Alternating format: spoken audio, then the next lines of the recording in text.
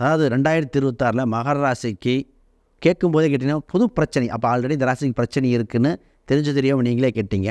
போன வருடம்லாம் இந்த ராசிக்கு பார்த்திங்கன்னா த்ரோட் சம்மந்தப்பட்டது, ஒரு சிலருக்கு கண் காது சம்மந்தப்பட்டது, லைட்டாக அந்த அப்டமன் மூட்டு இந்த மாதிரி ஏஜுக்கு தகுந்த மாதிரிலாம் அனுபவிச்சுட்டு தான் இருந்தாங்க.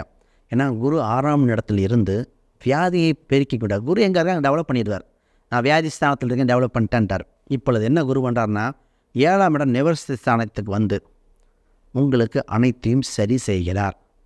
தொல்லைகள் எல்லாம் விலகிறது. நிறைய பேர் மருத்துவ படிப்பில் இருக்கிறவங்க இந்த ராசிக்காரங்க இன்னும் பெரிய லெவலில் வருவீங்க. அதே மாதிரி இந்த ராசிக்கு வியாதிகள் குறையும், லாபங்கள் இரட்டிப்பாகும் சூழ்நிலைகள். ஃபஸ்ட்டு செய்கிற தொழிலுக்கு மனசு உடம்பு ஒத்துழைக்க நேரம்.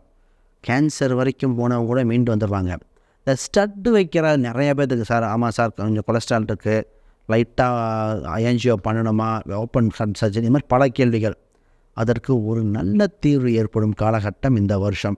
ஆக குரு உங்கள் ராசியை பார்க்கிறார். உங்கள் ராசி அதிபதி நல்ல ஸ்தானத்தில் இருக்கார். வெற்றிகரமான வருடமாக ஹெல்த்தில் உண்டு.